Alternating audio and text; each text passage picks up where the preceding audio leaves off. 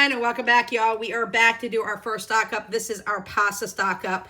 This is the first stock up we're doing. We got 45 pounds of pasta. It is not going to be every shape that I want, but we are getting started. Pasta is super cheap. This is something that inflation hasn't barely touched, if at all. Some of the prices were not even raised. So it's a good stock up point, especially for my household, because everybody in my house loves pasta and it goes super fast. As fast as I stock it, my kids will deplete it. I have 12 pull-out drawers that I'll be working with, and I'll show you here in a minute how we're going to organize our pasta so that I can keep track of when I need to replace our pasta. So out of 45 pounds of pasta here, we've got about 8 different varieties or so. We have thin spaghetti here. We have a ton, and it goes all the way back here, y'all. There's like boxes and boxes back here on the side here. My son was nice enough to stock this up for me. So what do we got? About 18 pounds of angel hair here. Yep. 18 pounds of angel hair pasta. We have approximately 4 pounds of thin spaghetti. Over here we have large shell and large shell macaroni. We have small shell macaroni, and we have rotini here. Now, this is just the white rotini, is it not, Philip? It's not the garden rotini, is it? Okay, this is just the white rotini, which is what we use for different dishes.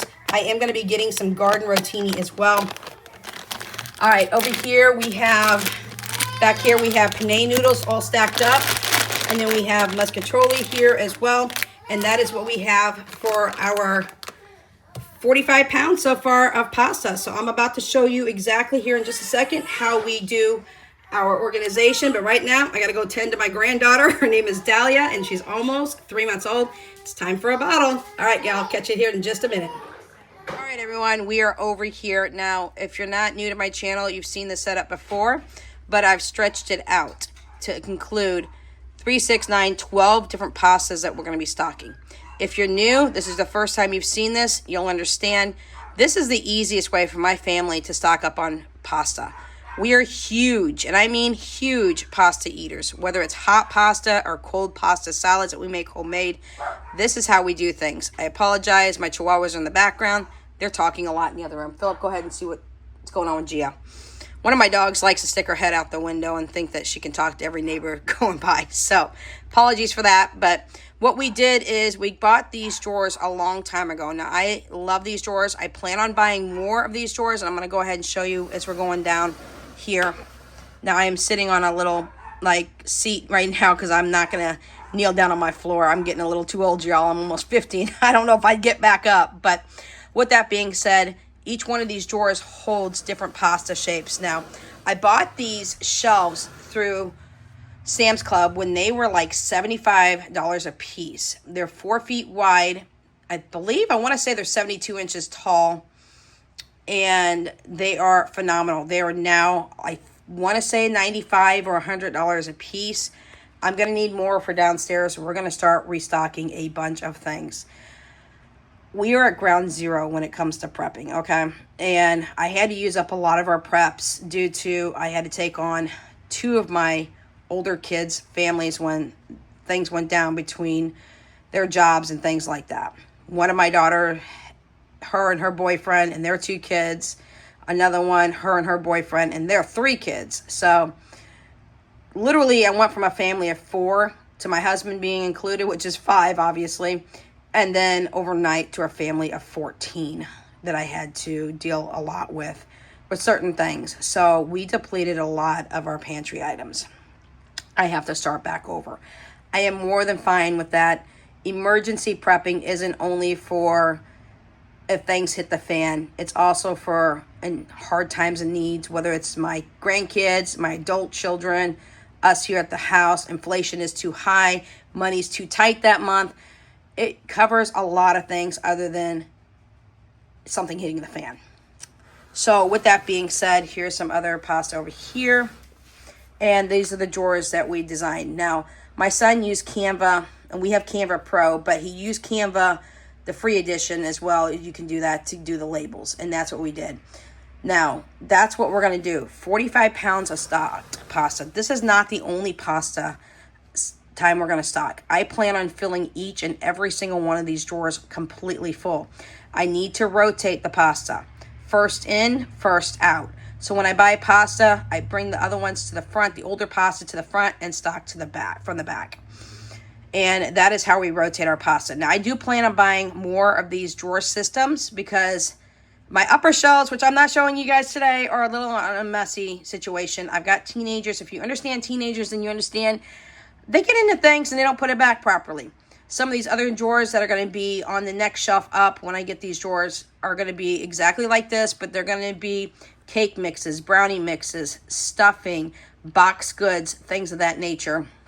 I'll also reorganize my spices. Y'all, I love a lot of spices, but I have them in little containers and little totes now. They don't work really well for me, so I plan on buying like the jars and then backfilling them and then keeping the actual spices in containers like this and literally just labeling. Labeling is a really good thing to do.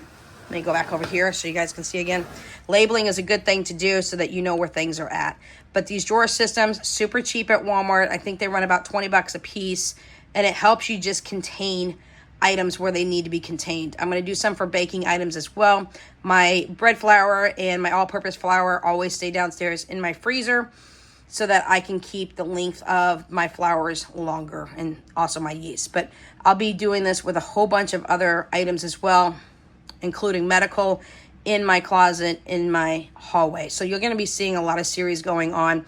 I'm going to restock. Now, in the past, I did say that I was going to stop stocking for 18 months to 2 years because that's what I had in stock, y'all. Way back, I had almost 2 years worth of food in stock. One of my deep freezers went out again, and we lost 7 cubic feet worth of food yet again, and I was getting very upset. This has happened to me a couple of times. I've been wanting and been putting off getting freezer alarms, but I'm not going to do that anymore. By next month, I'm getting those freezer alarms. I still have a 7 cubic foot freezer, 2 5 cubic foot freezers, but I need to make sure I have an alarm. So we are going to go back to prepping shelf-stable foods, canned foods, things of that nature, which is considered shelf-stable. I'm going to restock back up for at least a year, maybe 18 months. But frozen foods, we're going to do things a little bit differently. I'll be showing you that here shortly on how we do that. You are going to see an upcoming grocery haul. We're going to start shopping a little differently. I'm tired of buying things that either my kids decide they don't want or we don't want to eat on a daily basis or a weekly basis or a monthly basis. So I'm going to devise a whole new spreadsheet on how we're going to do it. We are going to restock on our canned goods.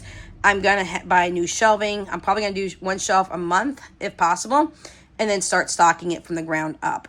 I'm going to make sure I show you guys how we're rotating through a larger prep situation instead of the 3 months that I was going to do.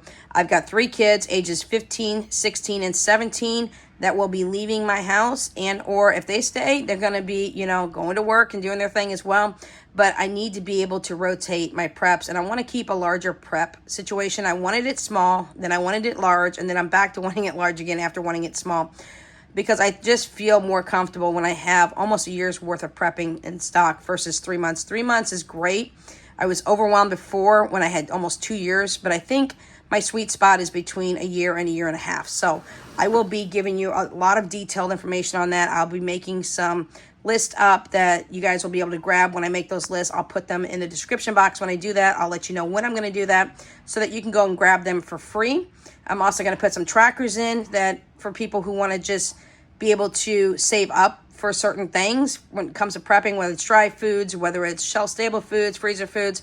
I've already got those trackers. So when I start that, I will go ahead and drop it below in a description box so that you guys can print it off yourselves as many times as you want and be able to save money little by little if you're saving up for things like case sales or if meat's go on sale or anything like that. So I just wanted to come and show you this real quick because this is the easiest way, especially for me. I'm going to start putting some Braille labels on these as well because my kids can read this, but I cannot, and I need to be able to be more self-sufficient. If I want to come in here and make pasta for the kids, I can't say, hey, come grab the macaroni. I need to come in here and be able to grab the macaroni myself. So I'm going to get some Braille labels made. I don't really want to make them myself because it takes a little bit longer. I'm just going to pre-order them and stick them on. So next time you see this and I'm packing away some more pasta, you'll see that there'll be Braille labels. From here on out, I am going to stack away 12 pounds of pasta a month. No matter what shape, size I'm stacking, I'm going to do that. Plus, anytime I take out, like maybe, let's say macaroni noodles, because my kids love homemade mac and cheese. If I take out one, I'm putting one in, plus I'm stocking more. So I need to do the first in, first out, restock. Whatever I use for that month goes on to the prep list for the next month, on top of going ahead and doing a prep list every month. So I'll be breaking that down for you guys as well, so that you can see what my prep list is going to look.